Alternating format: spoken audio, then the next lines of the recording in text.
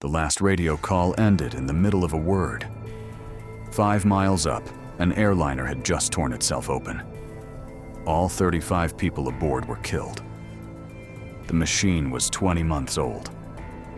Its builders had tested it beyond anything the rules required. Their test airframe survived 16,000 flights. The real airplanes were breaking apart at 1,300. How does a safety test lie? January the 10th, 1954. A silver jet lifted out of Rome and turned north. 29 passengers, 6 crew. 10 of the passengers were children, flying back to school. Among the adults sat a famous war correspondent named Chester Wilmot. In the cockpit, a 31-year-old captain, Alan Gibson. The jet climbed toward its cruising height, approaching 27,000 feet. Above the winter weather, into air no other airliner could use. Below, a slower airliner was crossing the same stretch of sea. Gibson keyed his radio to pass a message down to it. "Did you get my..." The sentence never finished, and no distress call ever followed. What ends a radio call in the middle of a word? Fishermen off the island of Elba heard thunder out of a clear sky. They watched metal fall flashing into the sea and rowed toward it. They found no one alive. What kind of airplane falls out of a clear sky? The most famous airliner in the world, 20 months into its career. Her registration ended in 2 letters, YP. Her crews called her Yoke Peter. 2 years earlier, Yoke Peter had flown the world's first jet airliner service. May 1952, the first paying passengers ever carried by jet. The airplane was called the Comet. Her builder was a British company named de Havilland. Her 4 engines were buried invisibly inside the roots of her wings. She cruised 100 miles an hour faster than the best piston airliners. And she flew at 36,000 feet, roughly twice their altitude. Why fly that high? Because up there, the air is calm, and a jet engine runs lean and far. But that altitude came with a condition. At 36,000 feet, the air is too thin to keep a person conscious. So the Comet carried her own atmosphere. Pumps squeezed outside air into the sealed cabin. Engineers call it pressurization. In plain terms, the fuselage is a balloon, inflated for every flight. The Comet's balloon was inflated roughly twice as hard as any airliner before her. 8¼ pounds of push on every square inch of skin. And the skin was thin. To save weight, much of it was shaved to about the thickness of a credit card. Climb, inflate, descend, deflate. Every flight, one more breath for the hull. What happens to metal that breathes thousands of times? There is a famous answer to that question. The square windows. It is the version told in classrooms, and it is not what happened. The Comet's windows were not truly square. Their corners were rounded. And the crack that killed Yoke Peter did not start at a passenger window at all. Where it started is stranger. But in January 1954, the investigators had none of this. This was not the first Comet to go down. 10 months earlier, one had crashed on takeoff in Karachi, killing 11. The official cause, the pilot. 2 months after that, one broke apart in a thunderstorm near Calcutta. 43 people died. The official cause, the storm. What did every verdict have in common? Each one left the design innocent. After Elba, the theories multiplied. An exploding turbine, a fuel fire, a bomb. The fleet was grounded, while engineers hardened everything the theories touched. 60 separate modifications. Nobody had found the actual cause, so they fixed every cause they could think of. In late March 1954, the Comets returned to the sky. Passengers boarded. The one flaw that mattered had not been touched by a single modification. How long did the fix hold? 16 days. On the 8th of April, another comet climbed out into the night. She had just left Rome, heading south. Her crews knew her as Yoke. 21 people were aboard. The crew was South African. High over the sea near the volcano Stromboli, she disintegrated. All 21 died. This time, the sea gave back only bodies and floating scraps. The airframe lay too deep for salvage. Yoke kept her evidence. Where does an investigation begin when the proof is beyond reach? Within days, the government withdrew the comet's certificate of airworthiness. In plain terms, the airplane's legal permission to carry passengers was revoked. The jet age stopped 23 months after it began. The Prime Minister himself set the terms. The cost of solving the comet mystery must be reckoned neither in money nor in manpower. The words were Winston Churchill's. The hunt ran on two fronts. The first was the seabed off Elba. The wreck of Yoke, Peter, lay hundreds of feet down. The Royal Navy was sent to bring an airliner back from the bottom of the sea, something never attempted before. The searchers lowered a brand new tool over the side, television. Cameras and sealed housings swept the seabed, while officers watched grainy screens above. Piece by piece, trawl by trawl, Yoke Peter came up. Over months, roughly 70% of the airplane was recovered. What does anyone do with 70% of a shattered airplane? The fragments went to the Royal Aircraft Establishment, the government's aviation laboratory. The man in charge was Sir Arnold Hall. His workers pinned every recovered scrap to a full-size wooden skeleton of the fuselage. A ghost of Yoke Peter, rebuilt bone by bone. Shreds of cabin carpet were found snagged in the tail section. Floor carpet, lodged in a part of the airplane it could never reach intact. The cabin had burst open while the tail was still flying. The recovered victims agreed. Their injuries spoke of decompression, not impact. Yoke Peter had not flown into anything. She had opened from the inside. What sits inside an airliner, pushing outward on every flight? The balloon. Hall's suspicion had a name: metal fatigue. Fatigue is metal growing tired. A paperclip survives one bend easily. Bent back and forth 20 times, it snaps. Not because the last bend was violent, because the metal remembered all the others.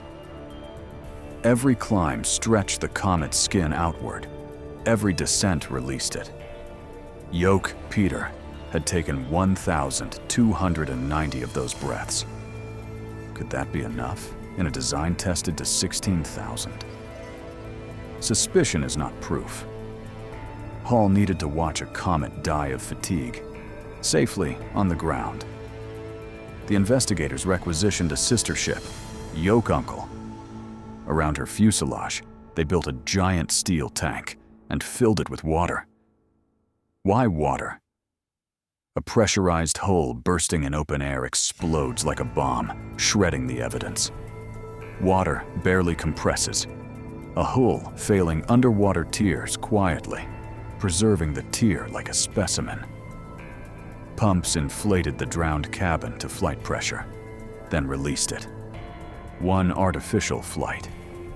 Day and night, Yoke Uncle flew on, without moving an inch. On the 24th of June, the pressure fell away. The cabin had split open. The counter stood at the equivalent of 3,057 flights. The tear began beside an escape hatch, at a single bolt hole in the corner of the cutout. 3,000 flights, from a design that had passed 16,000 in the laboratory. And the real fleet had done worse. Yoke Peter, 1,290. Yoke, 900. Why would identical hulls die at such different ages? Because fatigue is not a clock. It is a lottery, drawn at every hole in the metal. Wherever stress crowds together, the odds worsen, and stress crowds at corners. A small notch cut in the edge of a sheet of paper makes it tear from the notch, every time. A window is a notch. A hatch is a notch. A rivet hole is a tiny notch. The investigators put strain gauges on a Comet hull and measured those corners. The stress there reached 70% of everything the metal had to give. The designers had assumed roughly half. The tank had proven fatigue could kill a Comet, but not that it had killed Yoke Peter. Late that summer, the trawls delivered one final piece.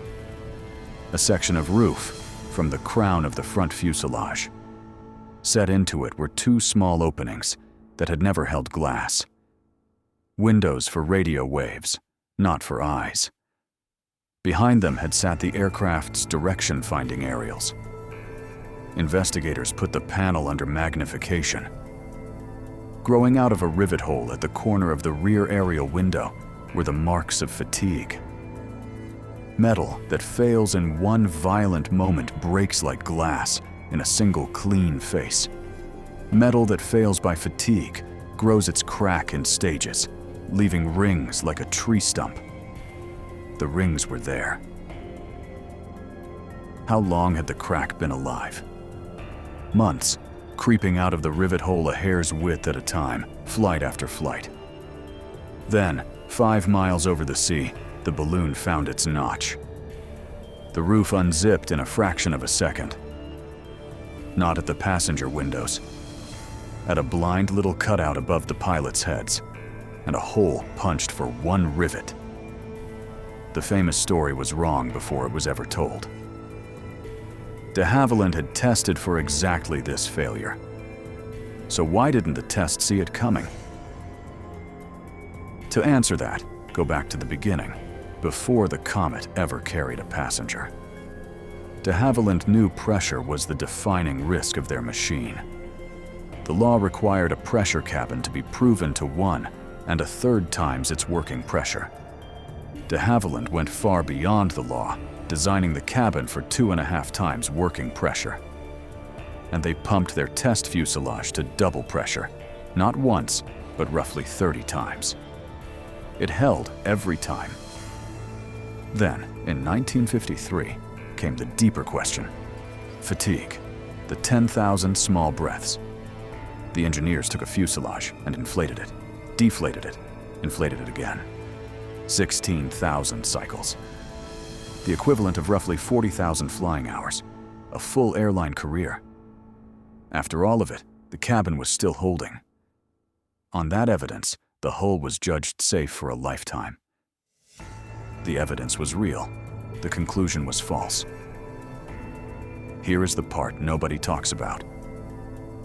The fuselage in the fatigue test was the same fuselage from the double pressure trials. The same metal, already forced to double pressure 30 times before the counting began. Instinct says that should have made the test harsher. It did the opposite. Metal forced past its limit does not simply spring back. It yields microscopically, and where it yields, it locks in a residual squeeze. Around every hole and corner, the overpressure had left the metal clenched shut. Engineers call it cold working. In plain terms, the harshest test had armored the exact spots fatigue attacks. A crack is born in stretched metal, and these corners now carried a squeeze that fatigue first had to pay off. So the test airframe absorbed 16,000 flights. The production airplanes, never overpressured, had no such armor. In the only way that mattered, the test article and the fleet were different machines. De Havilland had not skipped a test. They ran a bigger test than anyone demanded, and one quiet decision, reusing a single fuselage twice, erased the very flaw it was hunting. There was a second betrayal on the production line. Window surrounds meant to be glued were riveted instead. Rivet holes punched straight through, rather than drilled, leave ragged edges, and investigators suspected such holes around the cutouts. Ready-made birthplaces for cracks. A test that could not fail, certifying a fleet that could. So, who was guilty? In the autumn of 1954, a public court of inquiry convened. The judge presiding was Lord Cohen. The finding, in essence, the fuselage was flawed, but its builders had worked at the very edge of what was scientifically known. No crime, no villain, no one to punish. Everyone had followed the rules. The rules simply did not know what the metal knew. And then de Havilland did something unusual for a company in disgrace. They published everything. Test data, failure reports, measurements, handed openly to rival builders around the world, including the rivals across the Atlantic. On the wreckage, the industry rebuilt its faith around a new doctrine. The old doctrine was called safe life. Prove the structure will not crack, then trust the proof. Its replacement was called fail-safe. Assume the crack. Design the hull so a crack grows slowly, runs into a barrier, and waits there to be found. Multiple load paths and straps bonded across the skin. Speed bumps for a running crack. Window frames with wide, rounded corners. And one procedural commandment, learned in the tank. Fatigue tests run on virgin airframes only. Every pressurized airliner since has been built under those rules. And the Comet itself? She returned in 1958, heavier and rounder, as the Comet 4. She carried the first paying jet passengers across the Atlantic, weeks ahead of any rival. It changed nothing. The Boeing 707 was bigger, faster, and cheaper to run. Airlines ordered it by the hundred and bought 76 Comets. By 1960, de Havilland was gone as an independent company, absorbed by a rival. Rebuilt as the military Nimrod, the airframe patrolled the oceans until 2011.